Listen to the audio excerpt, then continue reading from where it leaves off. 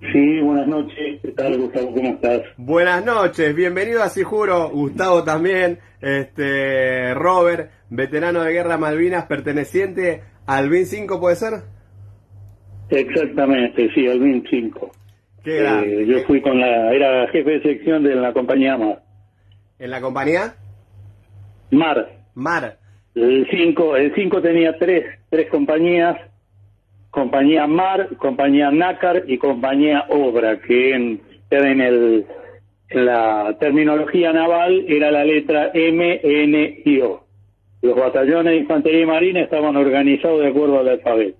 Qué bueno, El batallón uno tenía la compañía ALA, Bote y COI, que sería ABC, y sí. así sucesivamente hasta el batallón 5, que tenía las compañías MAR, NACAR y OBRA. No, qué bueno, todos los días se aprende algo nuevo, y la verdad que bueno, qué buena aclaración.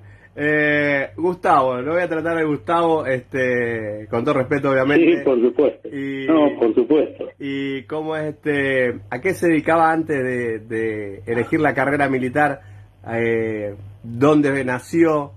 ¿Qué hacían sus padres? Bueno, yo nací en Buenos Aires, pero vine muy chiquito, vine a los 5 años a vivir a Rafaela. Mi papá era rafaelino. Y bueno, mi papá era aviador militar, se retiró de la Fuerza Aérea y vino a vivir a Rafaela.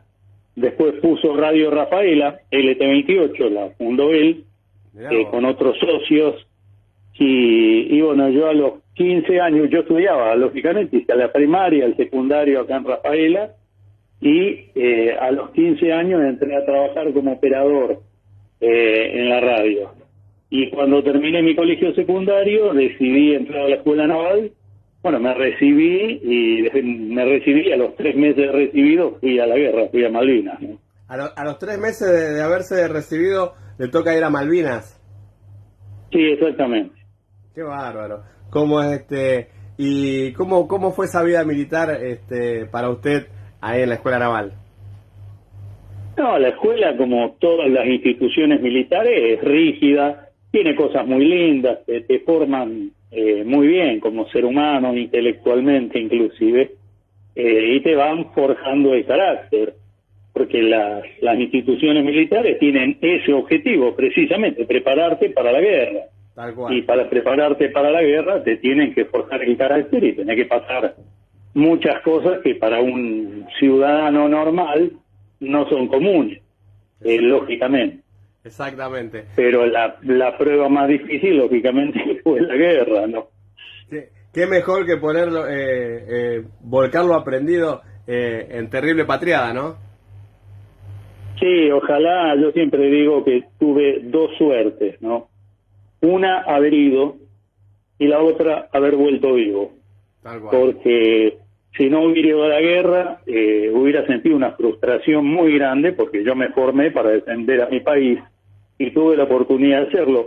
Cosa que mucha gente no sabe, que en Argentina se anotaron más de 100.000 voluntarios para ir a combatir a Malvinas. Mirá, Que 100.000 voluntarios. muchísima gente desconoce eso. Y es más, te voy a contar un dato que te va a resultar sumamente curioso.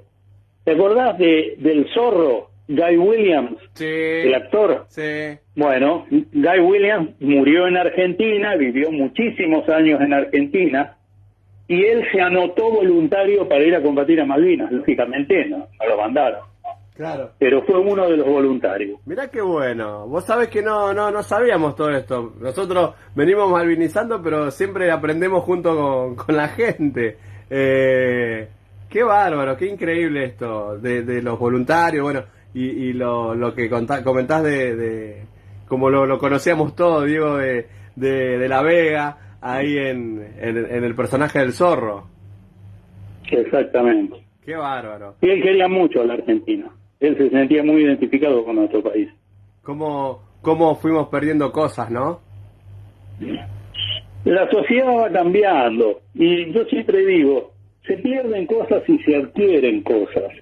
Se adquieren nuevos valores, se van perdiendo algunos, lamentablemente, pero otros también se van adquiriendo. Cosa que es el devenir de la historia en todos los pueblos, ¿no? Yo, bueno, cuando me fui de la Marina, yo dejé la Armada en el año 86 y, mejor dicho, yo dejé la actividad militar. Sigo siendo oficial de la Armada, estoy retirado, exacto. pero, y ahí me dediqué a estudiar historia. Me dediqué a estudiar el profesorado de historia, hice el profesorado, después hice la licenciatura en educación, y el conocer la historia te va enseñando que las sociedades van mutando, van cambiando, como la personalidad de uno. Uno no es el mismo cuando es chico que cuando es adulto, ¿no? Tal cual. Y cuando llega viejo como yo, también cambia la manera de ver las cosas. Seguro. Uno aprende. Seguro. Lo voy a interrumpir porque le mandan saludos acá a Diego Alejandro Coria Franza. Buenas noches, teniente Gustavo Robert, que fue nuestro contacto. Un abrazo grande para Diego. Sí, él fue el que me hizo el nexo con ustedes, lógicamente. Qué bueno, y la verdad que un honor tenerlo acá. Estuvo pasando gente del BIN 5 como Roberto Silva, que fue del BIN 5, bien digo, que estuvo en Malvinas y es el soldado que está en la trinchera con el agua hasta las rodillas, por no decir otra cosa. Sí. Y bueno, estuvo pasando él también, hará 15 días, la verdad que una historia increíble. Mira que bien. Como Gustavo, ¿cómo fue ese día que se entera que tiene que ir a Malvinas? ¿Qué era lo que pasaba dentro suyo? Yo te voy a contar algo que también pocos argentinos conocen. Yo tengo un libro escrito sobre la guerra de Malvinas, un libro de cuentos, porque yo me dedico a escribir. Escribo historia, escribo filosofía y escribo cuentos como distracción. Y tengo un libro de cuentos sobre Malvinas, que Diego lo tiene, y bueno, el cuento en un relato que a nosotros nos avisaron que íbamos a Malvinas más de un mes antes de que fuera la guerra. El batallón 5 tenía la particularidad de ser el batallón que estaba con más condiciones de apresto para el combate. La razón era muy simple.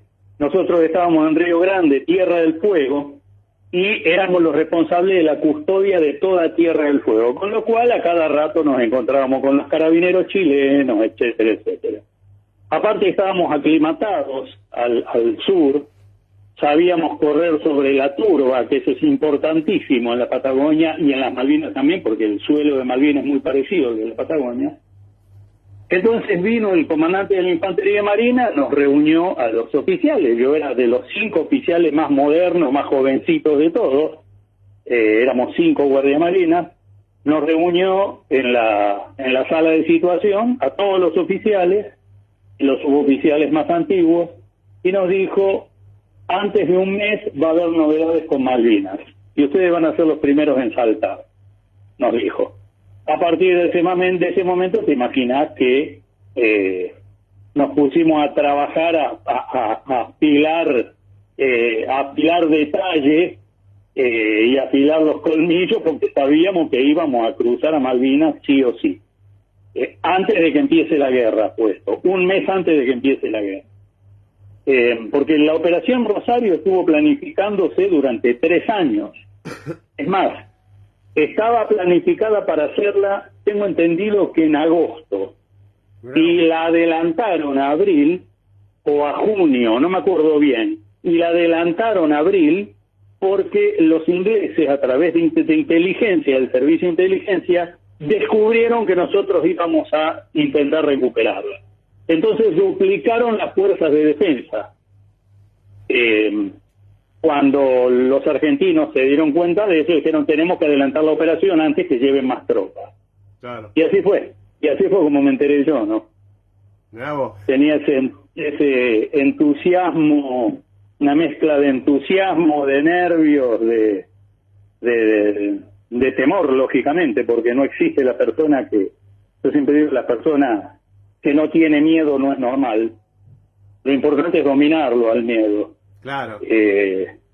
Así que, bueno, así la recibí yo la noticia. Qué bárbaro, ¿no? Y bueno, esto de que se estaba planificando ya hace tiempo atrás, algo sabíamos por comentarios, o sea, por entrevistas que hemos tenido, que nos comentaron que se venía ya planeando el operativo Rosario. ¿Cómo fue ese día que bueno, toca embarcar y cruzar a Malvinas? Bueno, yo fui a Malvinas el 8 de abril.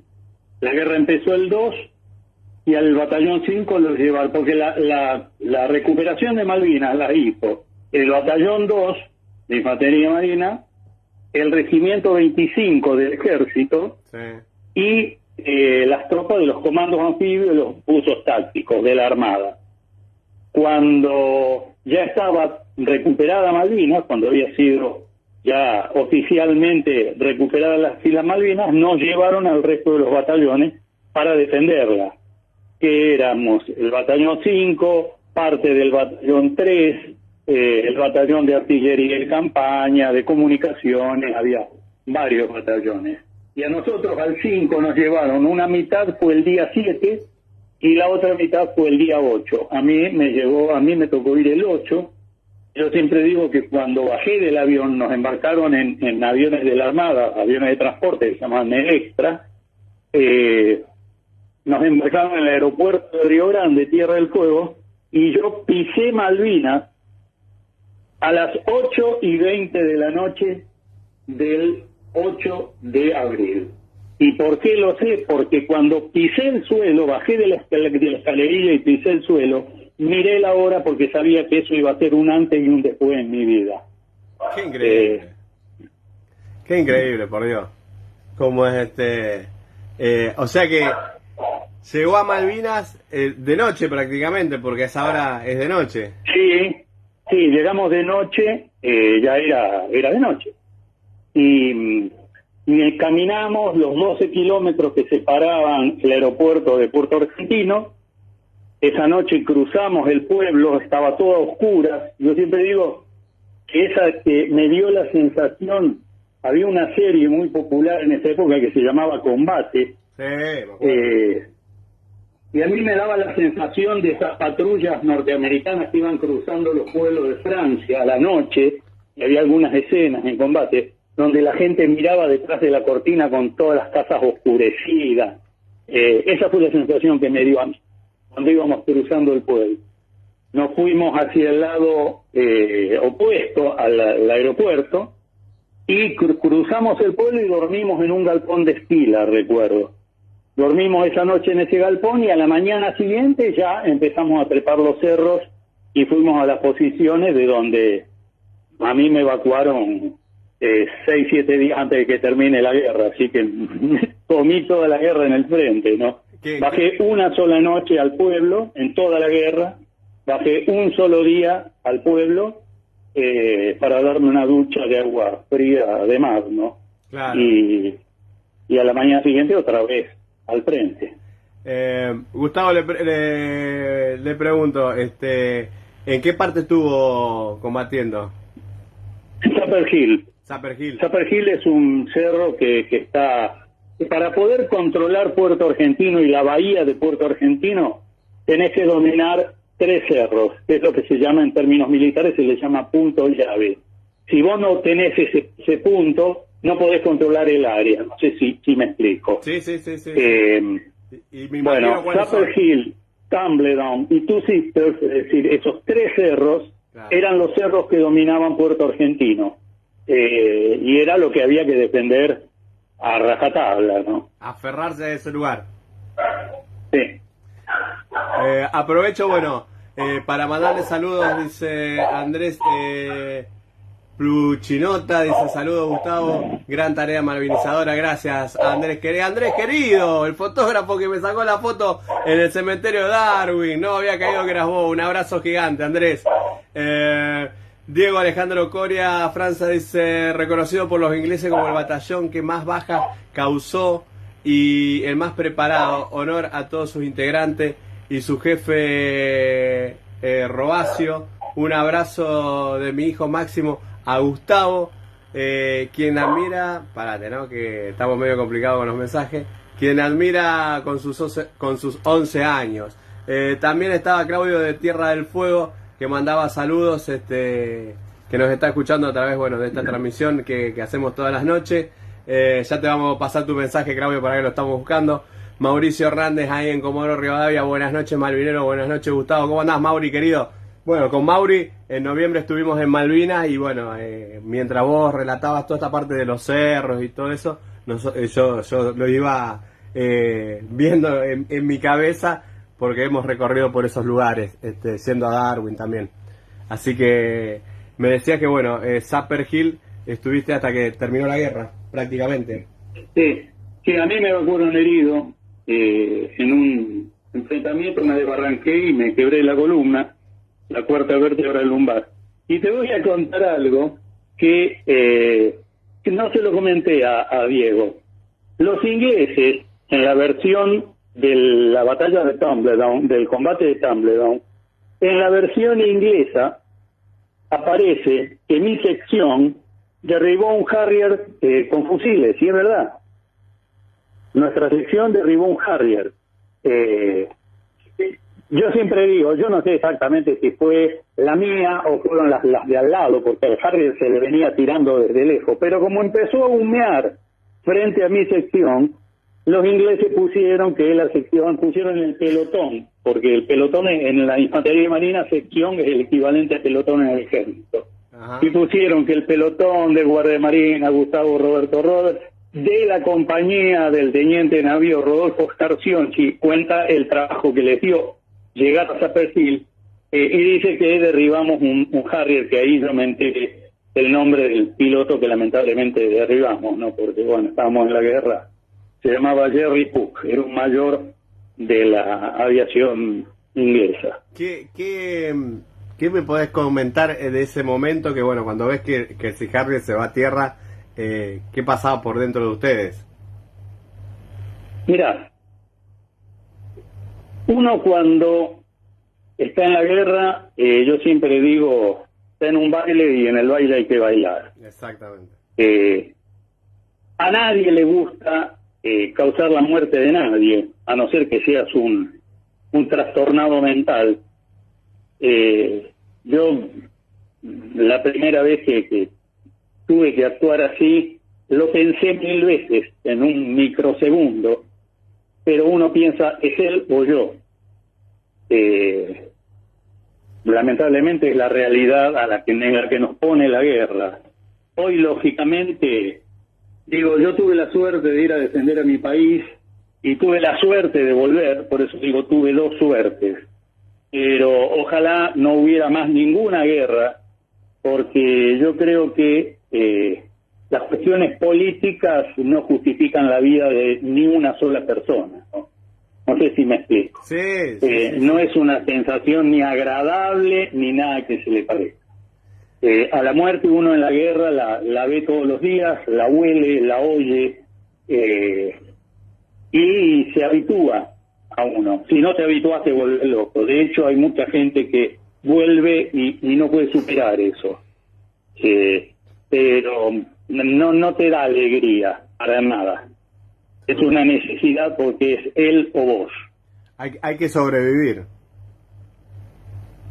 Sí, en pocas palabras sería eso, ¿no? Hay que sobrevivir. Hay que sobrevivir. En ese momento es como como dijo usted recién, es él o yo.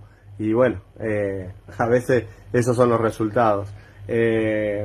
Pero ¿cómo siguieron los días ahí en Zapper Hill? Después, bueno, vamos a volver un poquito atrás. El 1 de mayo, ¿qué fue lo que pasó con ustedes cuando se encontraban en esos lugares? El 1 de mayo nosotros vimos la flota inglesa que apareció en el horizonte, que se empezó a acercar cuando apenitas estaba clareando. Y el ataque al aeropuerto, el ataque al aeropuerto lo vimos desde arriba del cerro como si fuera una película. Yo me acuerdo bien cómo veía como los Harrier atacaban sobre el aeropuerto. Dios mío. Y es más, el jefe de compañía nos dijo, esta noche nos toca a nosotros. ¿Por qué? Porque en Zapper Hill estaba el radar que controlaba a los misiles Roland, que eran los misiles antiaéreos del ejército. Entonces, si querían inutilizar a Malvinas o aislar Malvinas desde el punto de vista de la aviación, había que destruir el aeropuerto y destruir el radar de control. ¿Me explico? Claro. Y esa noche nos atacaron con bombardeos de la flota, con buques, y le pegaron de lleno al radar que estaba detrás nuestro. Ahí murió el primer conscripto de la compañía, que era Hugo Daniel Cavigioli, que si tenés la foto ahí a mano que te mandé, sí, vas a ver que hay una fila que estamos en el medio, estoy de izquierda a derecha, estoy yo, sí. Después está Lucena, que era jefe de los morteros 60, está Bruno, que era jefe de un grupo de tiradores, está Maciel, que era jefe de las ametralladoras. Los cuatro estamos sin casco. Sí, sí, y sí. arriba, detrás mío, hay un muchacho parado con un fusil que tiene el bípode abierto. Sí. Fíjate que tiene las dos patitas. Bueno, ese muchacho es Huguito Cavigioli, que murió el 1 de mayo. Se me murió en los brazos a mí. Dios mío, qué momento. Qué momento.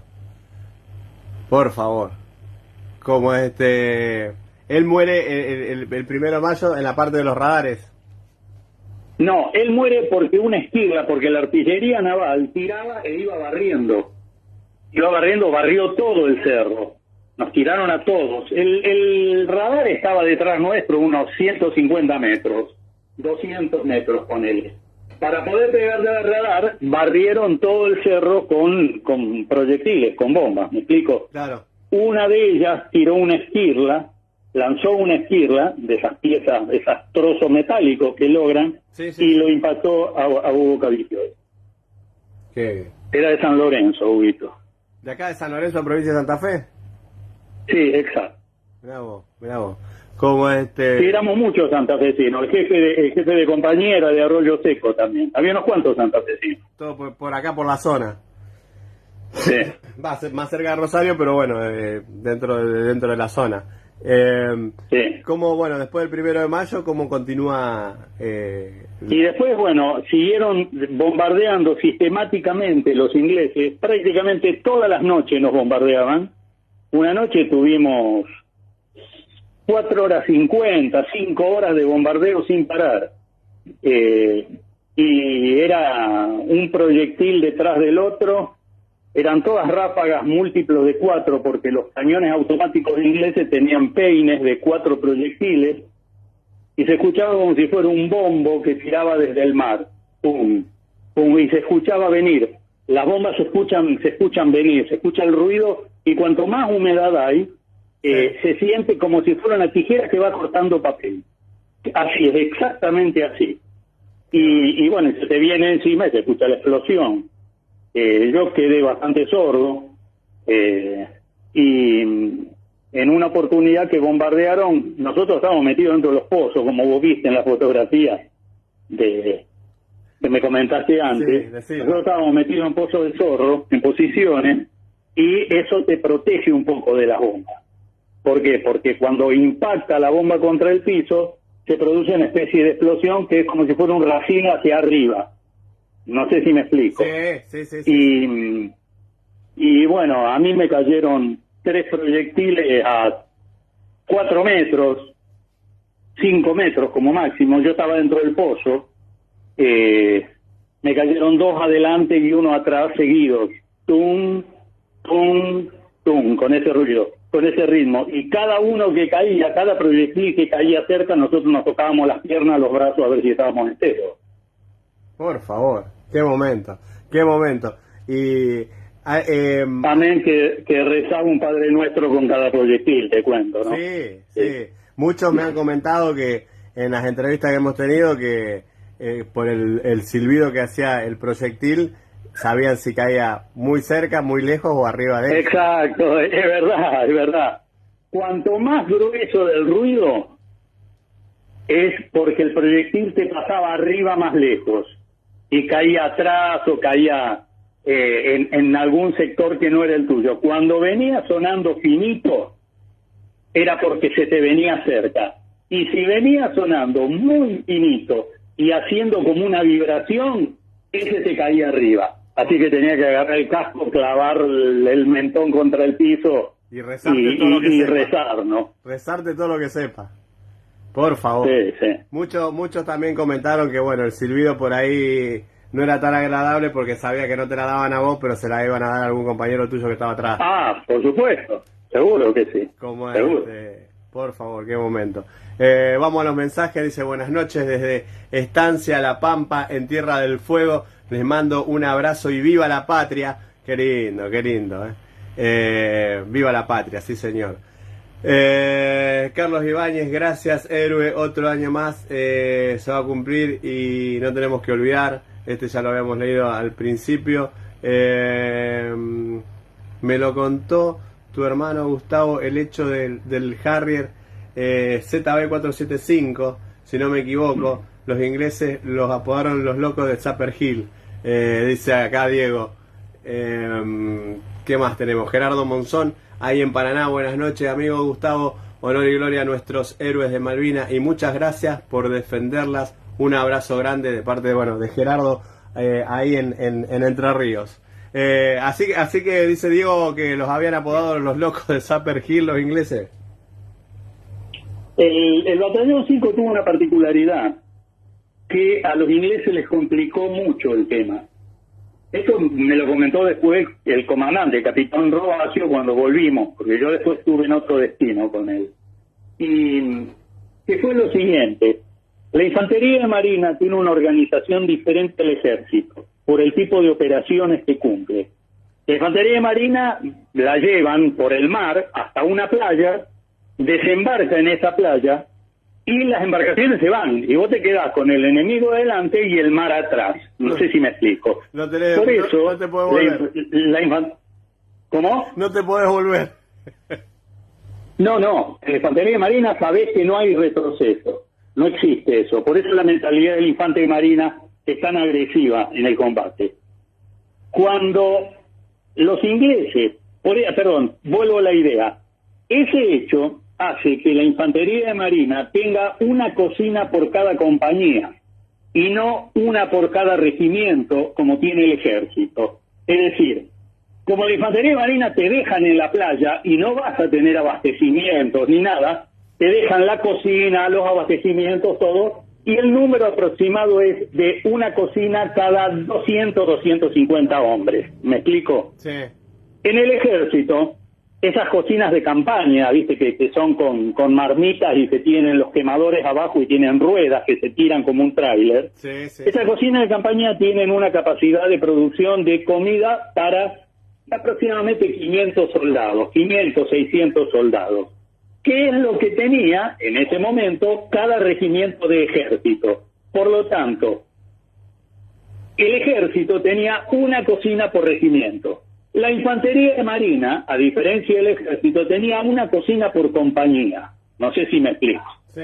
Entonces, cuando pasaban los satélites norteamericanos y fotografiaban Malvinas y le pasaban la información a los ingleses, esto se lo dijo Jeremy Moore, el comandante inglés, al capitán Carlos Hugo Robacio, que te cuento es el oficial más condecorado de los dos ejércitos, del argentino y del inglés. Mirá vos. Cuando ellos conquistan nuevamente, recuperan Malvinas a los ingleses, lo primero que hace Moore es llamarlo a Robacio y le pregunta: ¿qué tenían ustedes? ¿Una brigada o un regimiento? Y Robacio le dice: mire, nosotros éramos un batallón, que es el equivalente a un regimiento. Y Moore le contó que ellos estaban preocupadísimos porque veían 3 cocinas. Al ver 3 cocinas, ellos pensaban que el sector de Zapper Hill, Tumbledown y parte de Two Sisters era lo que cubría el 5, que era un frente muy amplio. Él pensó que éramos una brigada. ¿Y cómo? Cuando atacaron los guardias galeses y los guardias escoceses y los Gurkha durante la batalla de Tumbledown, que tuvieron unas bajas espantosas, que era cuando venían avanzando hacia Zapper Hill, ahí fue que Jeremy Moore cambió la estrategia. Es más, yo vi el plan, el mapa hecho por Jeremy Moore, que se lo regaló a Robacio como prenda de reconocimiento. Robacio lo tenía debajo de su escritorio. Le regaló el plan donde se veía que en el frente del 5 había hecho una cruz en rojo tachando una flecha porque ellos pensaban entrar por el 5 y entraron por el otro lado por el regimiento 7 porque ahí se quebró la defensa. En el sector, podría decir, a la derecha del batallón 5. Es más, el 5 tuvo una particularidad. Combatieron hasta los cocineros. Porque mientras el frente resistía, los ingleses entraron por detrás. Y los hombres que están atrás, cocineros, etcétera, etcétera, también combatieron con los ingleses. Y como fue el batallón que le causó más bajas, entonces nos decían los locos de Sapper Hill. Es más, en el texto ese de Wikipedia lo relata muy bien. Cuando habla, dice, cuando llegaron a Sapper Hill, dice, se le hizo muy difícil a los ingleses. Y es más, ellos tomaron Sapper Hill alrededor de la 1:30 de la tarde. La guerra terminó a las 10:30 de la mañana, más o menos, ya se había firmado la capitulación. Sí. Y en el frente no lo sabían y seguían peleando, que el último combate lo tiene Alejandro Koch, que era el jefe de la sección que estaba al lado de la mía. Por eso es que ellos dicen que somos los locos del 5, ¿no? Y aparte la actuación de el teniente Vázquez, Manolito Vázquez, le decíamos, en Tumbledon fue terrible. Yo te podría contar cosas de Tumbledon que te aseguro que te caes sentado. Qué historia, por Dios, qué historia. Nombraste la capitulación, ¿cómo fue ese momento para ustedes? Después de haber dejado todo, después de haber dado todo. Te voy a ser franco. Yo ya estaba internado acá en Continente. A mí me habían evacuado unos días antes. A mí me evacuaron me parece que fue el penúltimo Hércules que llegó a Malvinas. Eso da para otro relato, cuando me trajeron. Yo estaba internado y lo que sentí es una mezcla de amargura y de alivio, porque uno sabe lo que es la guerra. Y la guerra nos hacía mucho daño desde el punto de vista moralmente a nosotros, porque sabíamos que no teníamos relevo. Sabíamos que no íbamos a tener relevo en ningún momento porque estábamos a 600 kilómetros del continente. Entonces íbamos a tener que estar ahí, o hasta que nos trajeran con los pies para adelante en un cajón, o hasta que termine la guerra. Y no sabíamos cuándo iba a terminar la guerra. En el momento que terminó la guerra, sentís una sensación de decir, bueno, ya terminó. Es muy triste porque uno dice, la perdí a la guerra. Pero por otro lado, se te termina un sufrimiento diario, ¿no? Que es yo siempre digo, en la guerra estás sin saber si dentro de 5 minutos te va a tener la cabeza en su lugar o no, ¿no? Claro. Sí, tal cual. No sabes cuándo te toca a vos. Exactamente. ¿Cómo fue el accidente que tuviste? Que me dijiste que te caíste por un barranco o algo así. Sí, yo tenía la responsabilidad de todo el frente el frente de Sapper Hill que daba al mar. Adelante había una especie de puerto que se llamaba Puerto Enriqueta, era como una entrada, como una bahía muy larga. A nosotros, como los ingleses no sabían cuántos éramos, porque tenían que determinar cuántos éramos, mandaban noche por medio patrullas del SBS, el Special Boat Service, que serían los comandos ingleses, para hacer exploración por el fuego. ¿Qué es exploración por el fuego? Vos te acercás al frente del enemigo, disparás para ver cuántas bocas de fuego te responden. Claro. ¿Me comprendés? ¿Qué poder de fuego tiene? Entonces vos así contás las bocas de fuego, ves la superficie y decís, bueno, acá hay una sección, una compañía o un pelotón.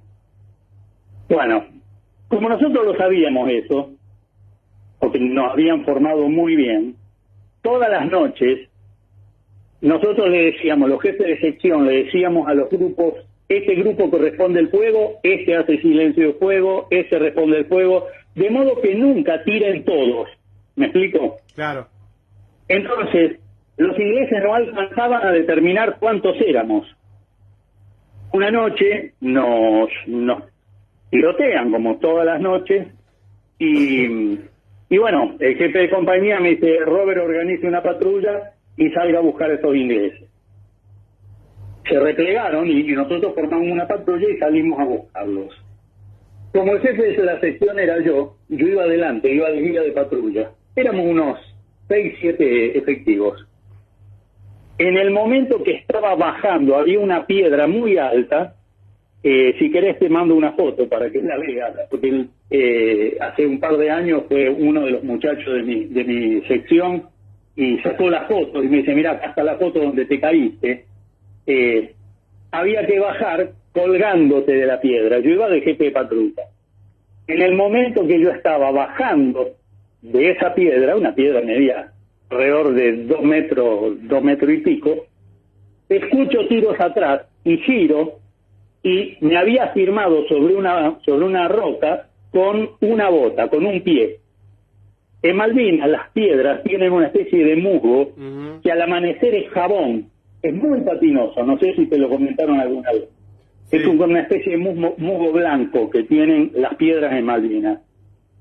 Cuando giro para mirar qué era lo que estaba pasando, se me patina la bota, y si los ingleses habían tirado desde lejos, y ahí se me patina la bota para atrás y quedo en el aire suspendido en posición horizontal y caigo de espalda sobre una piedra.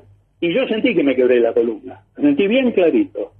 Y bueno, a partir de ahí, ahí me cargaron, me llevaron al donde estaba el jefe de compañía, viene el cabo enfermero, me revisa, le digo, me quebré. No, señor, no se quebró, me dice, no tiene hematoma. Resulta que el hematoma se había hecho para adentro, no hacia afuera. No, por favor. Y me dio una caja de Novalgina, puede ser publicidad de remedio, una caja de Novalgina inyectable. Pero como no teníamos jeringa, no tenía nada, yo le cortaba las ampollas con el cuchillo y me la tragaba, una ampolla de Novalgina cada 8 horas. Y así me mantuve unos cuantos días hasta que empecé a tener problemas para caminar, hasta que quedé sin poder caminar directamente en el frente. Y estuve todos esos días, me llevaron, primero estuve en el frente, estuve como 11, 12 días en el frente así, y después me llevan al puesto de socorro, que era una especie de enfermería que había detrás de la compañía Mar. Me revisan y estaba Robacio, estaba el cuerpo médico del batallón, había un teniente de navío apellido Ferrario, un gran tipo que era el traumatólogo, que yo creo que fue el que me salvó, lamentablemente falleció, y me controla, me hace de hacer distintos movimientos, él me movía las piernas, porque yo no las podía mover, y en un momento me pega con el talón de la mano en el talón de mi pie, no sé si me explico. Sí. Y yo sentí como que me clavaban un clavo dentro de la columna. Pegué un alarido que ni te cuento. Viene el capitán Robacio. Yo me doy vuelta para mirar qué era lo que decía y lo veo que lo mira Robacio con cara de diciendo, esto viene mal.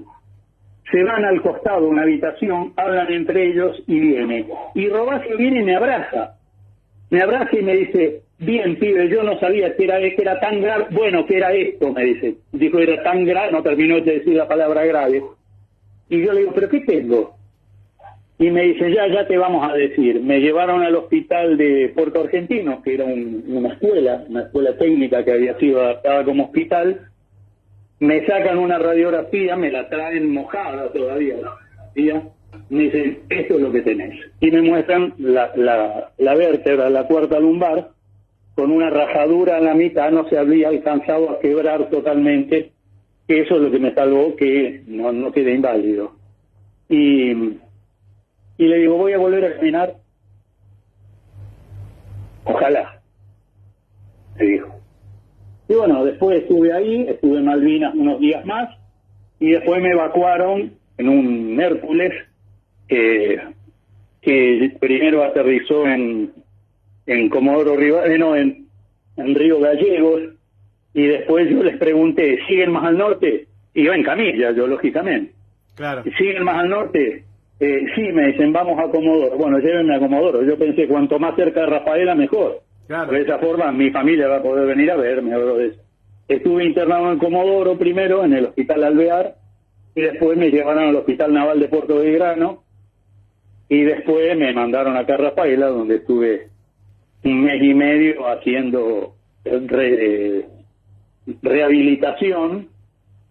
Y bueno, estuve un año en tratamiento para recuperarme, para caminar. Hoy estoy en el, te podría decir, 99,9%. Me duele a veces cuando manejo muchas horas y hace frío.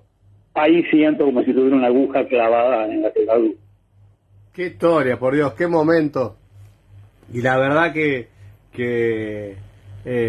estar ahí pensando que no sabía si volver a caminar o no, por favor, qué momento. Y bueno, la verdad que es increíble cómo pudo seguir adelante y cómo salir de esa, ¿no? Sí, tuve la suerte de poder volver, cosa que muchos quedaron allá, lamentablemente, ¿no? Están custodiándolas allá. ¿Volvió a Malvinas o no volvió a Malvinas? No, te digo la verdad. Me han invitado varias veces. Los mismos muchachos, los veteranos, me han invitado. Más, veteranos de mi sección, inclusive, Marquito Torrente, el Negro Zambrino, me han dicho, tenés que ir, porque uno cierra un ciclo con esto. Pero te voy a decir la verdad, Gustavo. Yo no quiero ir a Malvinas con pasaporte. Claro. Yo quiero ir a Malvinas con documento argentino. Yo espero alguna vez tener la suerte de volver a Malvinas con documento nacional argentino. Porque la recuperamos.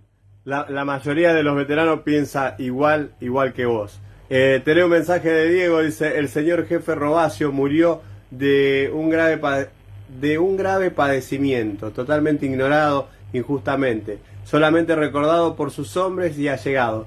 Nunca aceptó de buen grado medallas. Carlos Robacio se sentía sobradamente recompensado con el hecho de haber podido cumplir con la patria, honor de haberlo conocido. Siempre se lo nombra a Robacio y dice que terrible jefe fue, y no... Yo te voy a contar algo que te lo demuestra de cuerpo entero. Aparte de que era un tipo con un coraje, era correntino Robacio. Aparte de ser un tipo con un coraje a prueba de lo que sea, él se encargó. Escuchá esto que te voy a decir, porque cuando volvimos de Malvinas, ahora la gente no se acuerda, ya pasaron más de 40 años, pero a nosotros no se nos recibió de la mejor manera. No. Hubo un montón de soldados que se quedaron sin trabajo, se terminaron divorciando. Nosotros éramos, te soy franco, éramos los loquitos de la guerra. Sí. Bueno, Robacio fue uno de los pocos hombres que se encargó de conseguir trabajo para los muchachos que volvieron y que se quedaron sin qué comer. Porque llegaron muchos y como ya les habían puesto reemplazo en los trabajos, los antiguos jefes o los antiguos empleados decían, no, ¿para qué quiero que es un loco, va a ser? Y eso hizo que mucha gente se suicidara, tal cual, lamentablemente. Y te voy a contar algo más, que te va a sorprender. En Inglaterra pasó exactamente lo mismo. Sí, señor. Por eso es que hoy muchos veteranos argentinos se cartean y se visitan con veteranos ingleses, porque ellos se acercaron al argentino para ver cómo habíamos hecho nosotros para lograr que después de 17 años nos dieran la pensión de guerra y toda una serie de cosas. Mientras tanto se suicidaron más de 500, yo no sé si no son más de 600 veteranos. Según tengo entendido, ya pasaron la cifra de los muertos de Malvinas, la cantidad de suicidios. Sí, es verdad. Según en Inglaterra pasó lo mismo. En Inglaterra yo vi videos de la BBC que cuando llegaron, todo bárbaro, todo lindo, que el recibimiento, pero después quedaron en el olvido también, Exactamente. Y también pasó lo mismo. Pero yo lo viví a esto que dice usted, de por ahí lo trato de usted, por ahí te trato de vos. Trátame de vos, tratame de vos. ¿No? Lo viví porque yo estaba en Paraná y veía cómo llegaban en los trenes, después de haber estado en Malvinas, en los vagones donde llevaban el ganado, escondidos, y la gente que antes de irse le regalaba rosarios, le regalaba cartitas, chocolate y todo lo que le regalaba gente, insultándolos porque habían perdido la guerra. Y eso me quedó grabado a fuego a mí, y por eso siempre trato de luchar, y yo creo que va a ser hasta el último suspiro de mi vida, para que los veteranos de guerra se los reconozca, que se los valore, que su historia no ha sido en vano, que han dejado todo, y muchos, como siempre, vivo hasta la vida. Yo te agradezco profundísimamente lo que haces y lo que hace mucha gente por mantener vivo el recuerdo de Malvinas, ¿no? No es fácil en una sociedad donde, como vos dijiste, los valores han cambiado mucho, no es fácil mantener vivo todo eso. Y ese trabajo es muy meritorio por parte de ustedes. Yo personalmente te lo agradezco, pero muy sinceramente, porque creo que lo merecen todos los que quedaron allá, ¿no? Seguro, seguro. Y tener esa buena memoria de que no fueron chicos y fueron terribles leones que fueron a dar su vida por la patria. Eso siempre lo remarco cuando veo que dicen los chicos de la guerra, ay, pobrecitos. Yo te voy a contar algo. Yo, el último 2 de abril, yo vivo en Villa General Belgrano, Córdoba. Yo, el último 2 de abril, daban varios años que he hablado en el acto, pues siempre hacen hablar un veterano. Y yo lo que dije fue que cuando escuché la canción del Mundial que decía, y los chicos, los pibes de la guerra que jamás olvidaré, sí, los pibes de Malvinas que jamás olvidaré, Malvinas, sí. Yo les dije al público, le digo, me produjo una emoción muy grande, pero no es verdad, porque no eran pibes, eran hombres, eran hombres de 18 años. Y te voy a contar otro dato. Los ingleses tenían soldados de 17 años. Sí. Y te voy a contar una anécdota que me pasó a mí. Una vez, en un almuerzo, estaba una de esas personas que les encanta hacerse leña del árbol caído, y hablaba de Malvinas, porque sí, porque acá mandaron a los chicos. Y yo le digo, mirá, le digo, en todas las guerras hubo soldados de 18 años. En toda la historia, no solamente en Malvinas, en toda la historia y en todos los países. Exactamente. Insistía. Yo digo, en Vietnam también combatieron chicos de 18 años, muchachos de 18 años, en la Segunda Guerra Mundial lo mismo. En todas las guerras los soldados tienen de 18 años para arriba por lo general. Y seguía insistiendo y despotricando. No, en ese momento le dije, decime una cosa, ¿qué dirías vos? Bueno, esa es la ventaja de ser profesor de historia, ¿no? Digo, ¿qué dirías vos de un comandante que está gobernando y que da la orden de que todos los ciudadanos entre 14 y 50 años se ponen el uniforme y van a pelear? Y empezó a despotricar que es un cretino abusador, que esto, que el otro. Le digo, bueno, todo lo que acaba de decir lo dijiste el general José de San Martín. Porque cuando San Martín era gobernador de Cuyo hizo eso. Y no solamente lo hizo, sino que confiscó todo el bronce de Cuyo, hasta los picaportes de las puertas, para poder hacer los cañones. Y lo llamó a Fray Luis Beltrán, que era un cura, y le dijo, ¿usted qué hacía? Y yo soy fundidor, le dijo el cura. ¿Y qué fundía? Campanas, para la iglesia, lógicamente. Claro. Y San Martín le dijo, las campanas, los cañones son campanas más finitas, ahora empieza a fundir cañones. Y así fue. Mirá vos, Mirá vos. En las situaciones difíciles, extremas, hay que tomar decisiones extremas. Lamentablemente es así. Exactamente, exactamente. Gustavo, ¿cómo fue ese regreso? Bueno, que me contaste algo, pero ¿cómo fue enfrentar el tema de la posguerra? Y obviamente empezar a trabajar sobre tu columna, que bueno, que había venido con heridas importantes. Bueno, lo de la columna, aquí estuve en tratamiento con kinesiólogo todos los días, un año completo. todos los días iba mejorando de a poquito, con rehabilitación, ejercicio, etcétera, etcétera. Eso por un lado. El daño psicológico, yo te voy a contar algo. Cuando uno vuelve de la guerra, vuelve con todos los cables pelados. El que dice que vino igual que cuando fue, o te está mintiendo o no fue. Una de dos. Claro. Nadie vuelve igual que cuando fue a una guerra. Porque las cosas que vos ves, que vivís en una guerra, ni siquiera las soñás en época de paz. Yo hubo un momento, y te voy a hacer una confesión. Yo, por ejemplo, cuando venía Rafaela, los primeros meses de que volví de la guerra, yo me sentaba en 356 con la espalda contra la pared. Mirá vos. Por las dudas que no me era una cuestión inconsciente, que no me ataque nadie. Me sentaba a tomar un café y miraba un vaso, algo con que defenderme. Escuchaba, hoy me pasa que escucho un ruido fuerte, una caída de algo, pego unos saltos que ni te cuento, me pasa hoy, 40 y pico años más tarde. Y en un momento, te cuento, Gustavo, me hice este análisis, que no todos, lamentablemente, tuvieron la suerte de poder hacerlo. Yo dije, o el loco soy yo, o los locos son todos los demás. Y no puede ser que todo el resto del mundo esté loco. Evidentemente soy yo el que está equivocado, el que está viendo las cosas como no son. Y eso me sirvió para volver a readaptarme al mundo normal, ¿no? Que vos sabés que me quedé pensando en esto, ¿no? Que me decías de que te sentabas a tomar un café y lo hacías con la espalda pegada a la pared, ¿no? Qué increíble. Después de todo esto, ¿cuándo te retiraste de la Armada? Yo me fui en el 86 y dejé la actividad en el 86.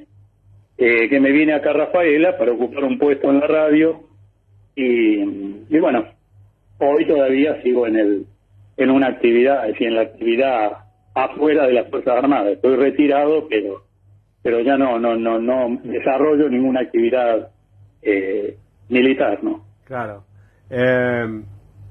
Bueno, me dijiste que volverías a Malvinas el día sí. Que no tengas que usar pasaporte. ¿Y qué consejo le das? Pero te quiero aclarar algo. Sí. Te quiero aclarar algo. Hace unos años atrás, acá en Rafaela, la municipalidad hizo una especie de filmación. Me acuerdo que el que estaba de camarógrafo era Alcides Castaño. Nos citó al Museo de Rafaela. En ese momento creo que éramos 24 los veteranos de acá de Rafaela. Nos citaron del Rafaela y el departamento. Nos citaron al museo para hacernos un cuestionario filmado, por supuesto. Estaba con la cámara y con un cuestionario. El cuestionario era exactamente igual para todos. Y cuando terminó ese trabajo, que no nos lo hicieron, es decir, uno iba en un horario determinado fuera de los demás, y vos ibas solo. Nunca veías a quién estaban reporteando antes o después de vos. Tardaron varios días en hacerlo. Hubo una sola pregunta, me contaban, que todos respondimos exactamente lo mismo. Todos.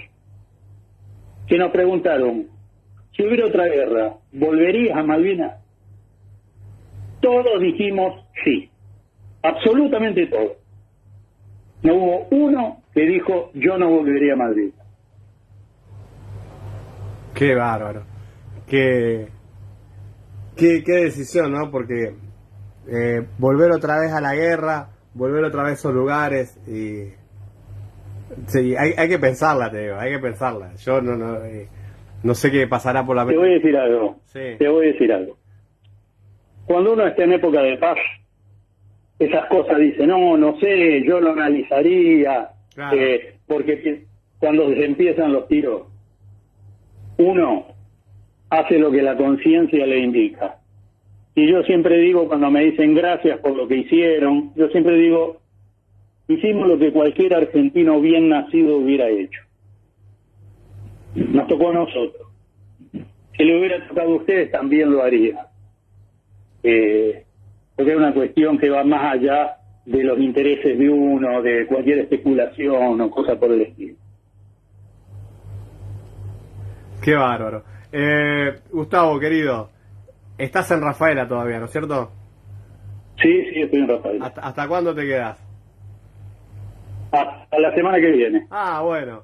Entonces, bueno, en estos días nos vamos a poner de acuerdo por línea privada. Quiero darte un abrazo y agradecerte por lo que hiciste por la patria. En nombre... No, el agradecido soy yo. El agradecido soy yo por lo que haces, por lo que hacen ustedes. Es que no hacemos nada. Nosotros prendemos un micrófono, un teléfono y el resto lo hacen ustedes. Y la gente que está del otro lado, como en este momento escuchando tu testimonio y escuchando los testimonios de los veteranos. Nosotros no somos nada. Nosotros somos el nexo entre ustedes y la gente. Nada más. Y el honor y el agradecimiento es hacia ustedes, porque como te dije antes, yo no me olvido que la sociedad le dio vuelta a la cara cuando volvieron de allá. Yo no me olvido todo lo que pasaron, no me olvido de los suicidios, no me olvido de ver veteranos de guerra subiendo a los trenes vendiendo estampitas, vendiendo calcos de Malvinas para poder subsistir. Yo no me olvido. Gracias a Dios tengo buena memoria. Algunas cosas se me pueden escapar, pero otras me quedaron grabadas bien a fuego. Así que en estos días te voy a pedir este favor de poder darte ese abrazo y decirte gracias por haber defendido la patria. Va a ser un honor para mí, Gustavo. Tocayo querido, ahora te voy a decir tocayo, como muchísimas gracias por esta entrevista, muchísimas gracias por darnos tu tiempo y bueno, como te dije recién, muchísimas gracias por haber defendido nuestras queridas Islas Malvinas. No, gracias a ustedes por llamarme. Y bueno, agradecemos a Diego también que fue el nexo, porque se nos va a enojar y después no nos va a querer, no va a querer cobrar la entrevista, ¿viste? Bueno, mandarle un abrazo a Diego, un abrazo a todos los que mandaron mensajes y bueno, como dije antes, hicimos lo que cualquier argentino bien nacido hubiera hecho. Seguramente. Ni más ni menos. Seguramente. Gustavito querido, un abrazo gigante. Viva la patria y nos mantenemos en contacto. Un abrazo muy grande, Gustavo. Hasta pronto. Hasta pronto. Chau, chau.